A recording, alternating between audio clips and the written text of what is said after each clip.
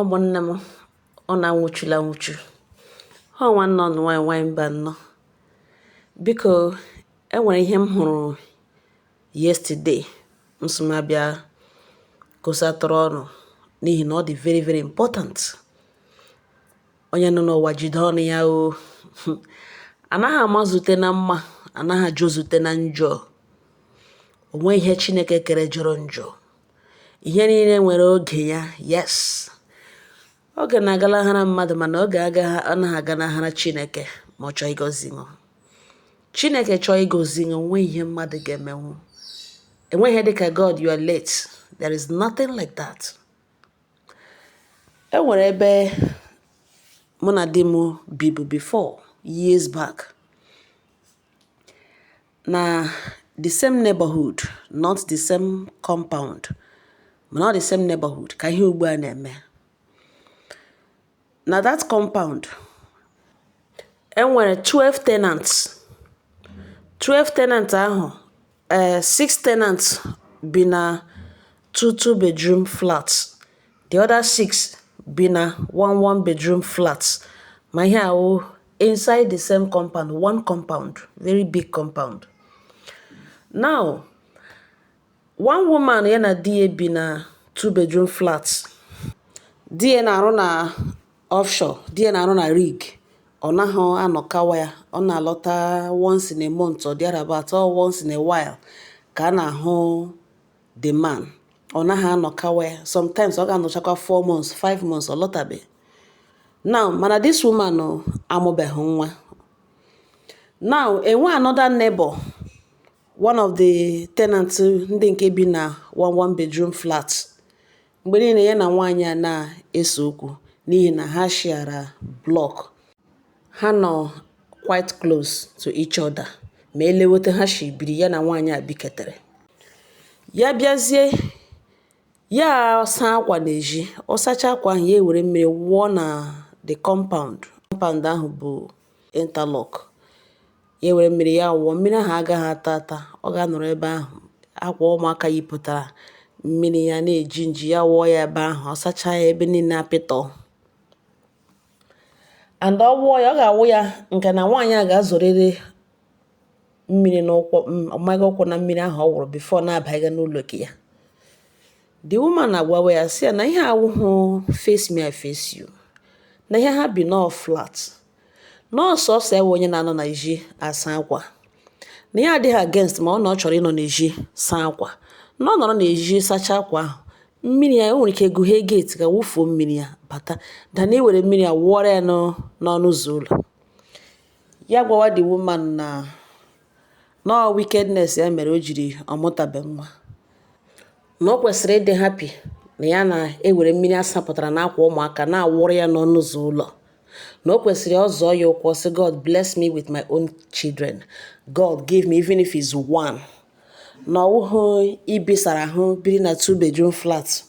Biri ebe ahụ na-eru mma. Na o nwere ihe a na-achọ na nwaanyị. Anaghị alụ nwaanyị ka ọ bịa bisara ahụ n'ụlọ. Ọ ka ọ bịa mụọcha ụmụaka ime ụlọ na-akpọrikarị ka ụmụaka nọrọ ebe ahụ.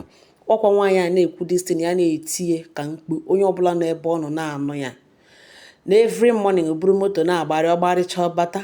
Ọ batakwa, ọ bịakwa bịa ịgwa ya otu ya ga-eshi, ya na ụmụ ya ga-eshi ebiri ebe nna ha na-akwụ ụgwọ because ya bi na 1 bedroom flat. Otu a ka nwaanyị a ga-abawara this other woman na-amụbeghị nwa. And okwu hala nwaanyị ha ba inside gbachi ụzọ. Ya nwa ga na-ekwuzi mana ihe ga-eji ama na ọwụ nwaanyị a ka okwu ga-ewu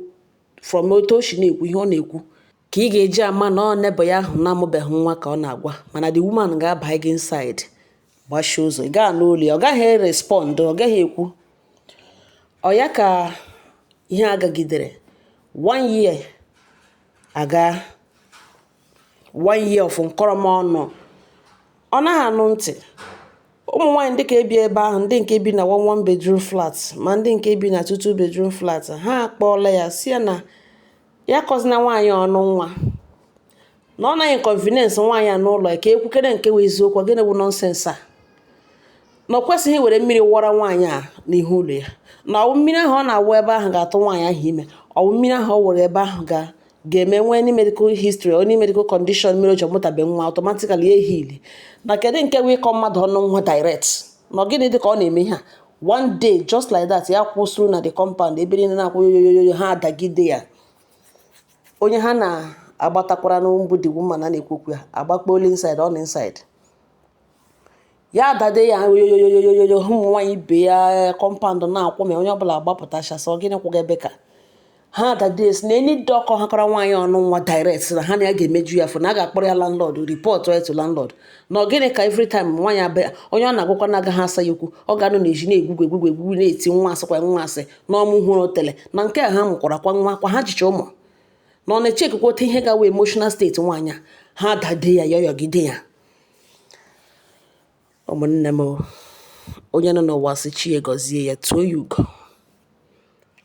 After some time, nwaanyị nụtara afọ ya ebidoro reshwa changes abata ya n'ahụ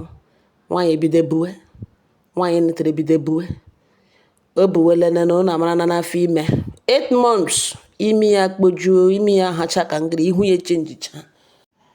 ndị neighbors ha ke hụkwana ya ha dị very happy ndị ka other ones ndị a na-agbatara ya ma ọ na nwaanyị akọwara ọnụ nwa ndị a na-apụta idefend ya ha dịcha happy all of them amụcha na nwa ha niile and all of them ha jicha nwa naanị nwaanyị anọ ha hụ ya n'ụzọ ha si ha madam congratulations madam congratulations Chineke achụkpolu onye ịrụṅụ ire ya n'ọnụ ya sị no enwebeghị ya ga-ekwu n'ọwụ ka elewe Chineke anya ka ọ complete ihe o bidoro n'afọ ime nwaanyị a na-anọ 8 months nwaanyị a na-akọ nebo ya ọnụ nwa mgbe niile di ya eluzuo job ya enweghị onye mana di ya eluzole job ya for over 5 months ya pụọ eme ya pụọ ewe ebe ọ na-aga ya job ka akwụkwọ na ọ pụọla n'ụlọ eme ya pụọ until one day ị mara ego dịrị some families adị quiet ga-anụ mkpọtụ ha mana ego ga-adị ụzọ atọ ihe emebie because ego agwụrụ this man na-arụ ọrụ nwezi ihe ọrụ nwere ya na nwunye ya ekowe isi di na nwaanyị ha na-eko that day obere ihe the man asị ya bịa pụọrọ ya n'ụlọ na ya bịa shi nga akwapụga na ọpụta outside ọ na-eme ka mmadụ mana enweghị onye ọwụ na ụmụ nwaanyị ibe nwechara 1 or 2 na emeperele business enwe nke ọ na-eme ọfụma na every time mgbe niile ọ naga 1 or 2 na ọ ga-anacha ya ego na ya ego akam n'ihu na na-eme na ya ejizi ihe ọrụ na ahịa chọọla kemgbe 5 months na ha manajigo onwe ha still ọma ihe management onye ọbụla nọpere that part ọ ya ka this woman na dị ime pụtara ka ọ bịa gwa the man n'ihi na the man ihe ahụ o kwuru metụrụ this woman ka ọ bịa gwa the man ọ kọgara ya aka ka ọ bịa gwa ya na ya ga-like ịhụ ya ka elee ma ọ ga-arịọ di ya enwe aka ọ ga-enyere enweghị onye ma na nwunye this man mụga ọrụ ebe di ya nọ na ịdị stupid the man egughere ụzọ jụwa ya sọ gịnị na ya tụrụ ya ime na ka ihe na-abịa ịkọrọ ya aka thinking that this woman chọrọ ịbịa shie ya isi ihe nwunye ya na-akọ ya n'ọnụ or something naanị ya ma ihe o filiri ya jụọ this woman sọ ya tụrụ ime ka ihe ọ na-akọrọ ya aka na ọ gịnị wit iwe ahụ ma gịnị ya si this woman ike shi n'ụlọ ya pụọ ebe ọsịsọ ya chọkwa nonsense na nwaanyị nọntere jiri ihe nwayọọ lakpo ya doo this woman anya na ihe nwunye ya na-akọ ya ọ dị ya na di ya mma ihe awụ ihe ha ọ na-awụ ha nwunye kọcha ya ọnụ ahụ ọ lọta ya ka ọrịa ha chigbuo ya n'ọchị nwaanyị nọntara mụọ na mụọ nwa nwoke pati akpọghị ya na that compound enwere ebe ha gara aga ụgwọ hall host guest the dedication nwa nwaanyị ahụ that is always beautiful thing people gara na onye ya ekwuru lọta onye gara ya ekwuru lọ ọ ya ka ihe a niile na-ahịọ 3 months after amụrụ nwa ahụ di nwaanyị a na-azụọ that house that compound ya zụọ the house gwa ndị niile other tenants niile n'ebe ahụ that na ya na nwunye na-akwaga n'ụlọ ya na ya arụcha n'ụlọ ya na ya zụọla ebe a na ya nwanwụzi their new landlord na ihe niile nọ na that place bie ihe 3 years onye bicha 3 years ya pụọ onye akwụla ya ụgwọ mana onye o nyere quit notice agwụla this woman nebo ya na-akọ ya ọnụ di ya kọzie ọnụ ikpeazụ mgbe ọ dị ime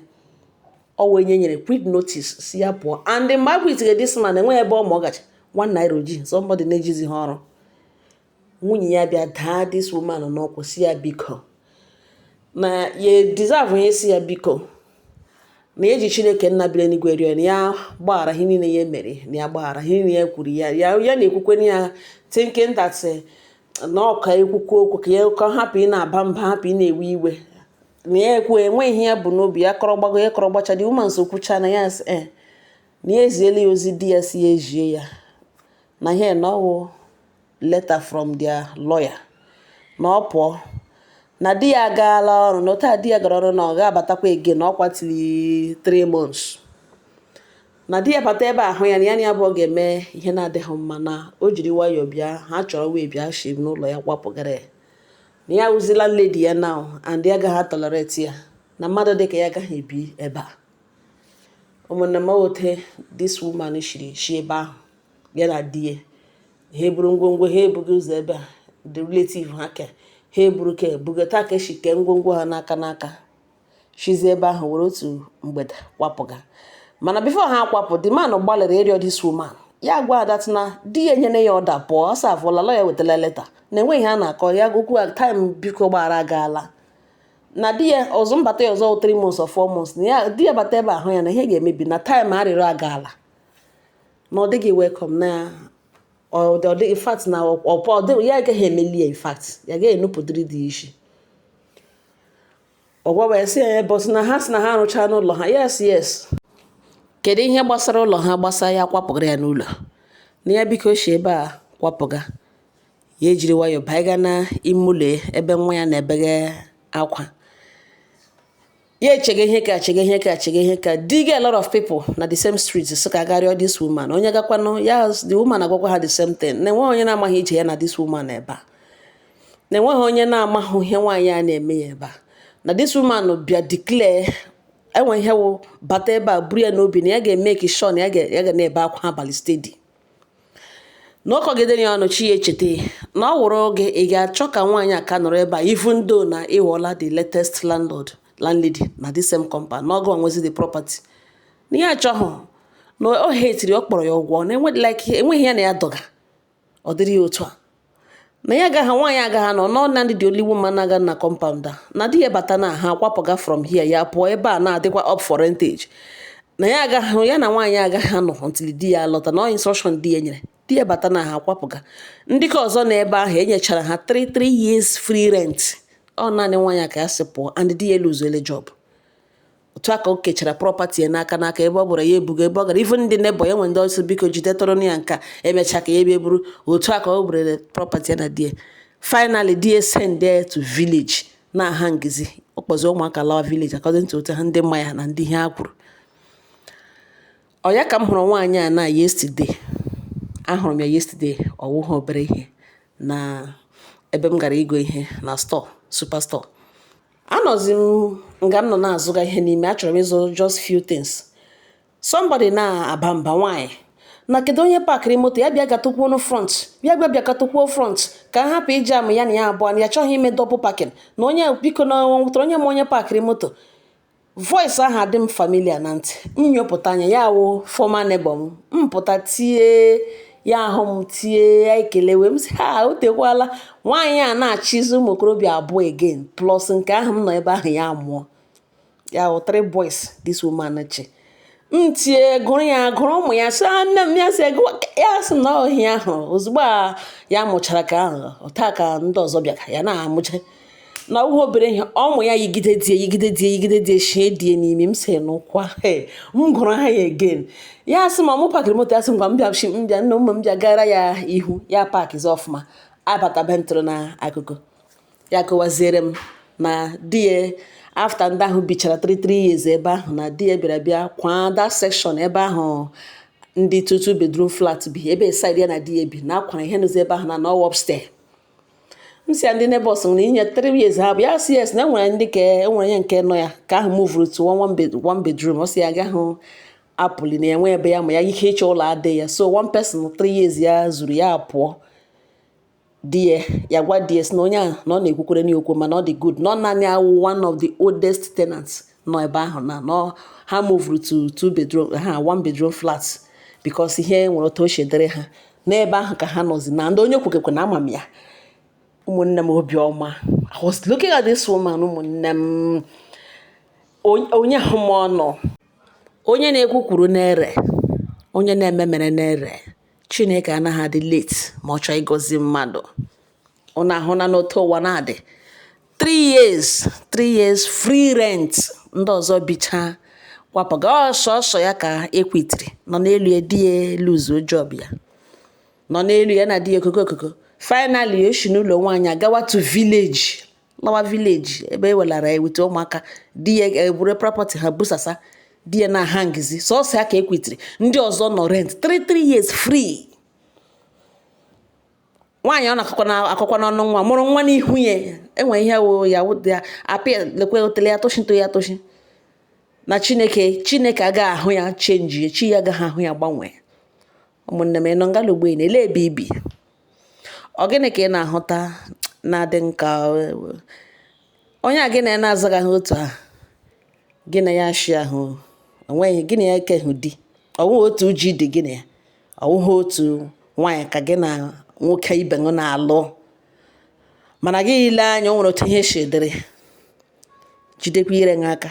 ejikwela iwe ekwu ihe ị na-ekwesịghị ikwu, mee ha ignore, gara onwe ọ dị possible ijide ego kwapụgara ha. Yes, n'ihi na ụwa na-anọ n'ime enwere onye ị ga-akọ ọnụ ahụ ịkọrọ onye ya abanye n'ime ụlọ ya agwachie si ekwe ihe akọrọ onye ha sọ onye akọrọ n'ụwa na ọchie ka gwara. Enwere onye na-ekwesịghị ibekọrọ nga akwa kpokọrọ nchi ya, a ga-ekweta n'ihe ofu onye bugharị ọnọdụ. Mgbe niile nwaanyị na-aba inside na-ebe akwa, enweghị ọnụ mmanya ọ nọ n'ime ebe ahụ emege wụrụ akwa ka o bege, wụrụ chie ka o kpegara, were ekpere ka enweghị onye mana ọ gaghị respond to ihe a niile nwaanyị a na-akọ ya. And ọ ya butere ndị neighbors jiri pụtasị ọgịnị ọwọ dịbe too much, ọgịnị kwuru n'eziokwu gị ihe onye na-emegbu kwuo si ihe ị na-eme adịkwaghị mma, ọ another good thing. ị hụrụ otu si fecha ndị a 3 years ha niile bicha, onye bicha ya agachi ike, onye bicha bịa ndị nwere opportunity na ịgawo ndị ka nọ na ndị return n'ọnọwụ ndị ka nọ na one bedroom, mana the man after 3 years no ha pụọ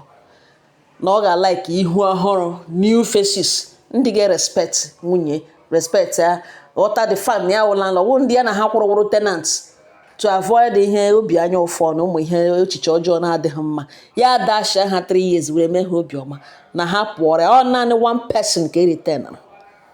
Ụmụnne m nara ha otu ụwa na-adị, onye nọ n'ụwa kpewe ekpere gị Chinwotu onwe ugo, hapụzere Chinwotu ọ ga-esi etu ugo, ị gaghị ama otu ọ ga-esi ugo, mana ọchị ịtụ ugo ọ ga-etu ugo pụrụ iche. Ụmụnne nwaanyị ka m hụrụ ya obiọma tụtụrụ m ote finish m nara ya nọmba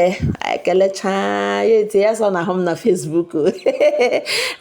Chineke na I was so happy. Ọhịa mere na m sị m abịa gbotọtụrụ ya unu. Chineke ga-echeta unu, ọnụ ọjọọ pụlọwọ na-akọrọ unu pụtara unu anya mmiri. As long as anya mmiri nga tapụrụ taa n'ala, eze ndezi ga-agbanwere ya, ọnọdụ gị ga-ebugharị. Onye mere mepụrụ anya mmiri ahụ ga ahụ ọnụ ga-eji asị congratulations, ọ ga-anọ fa na-ele ya celebration. Otu a ka ọ ga-adị n'ime ndụ unu niile ise.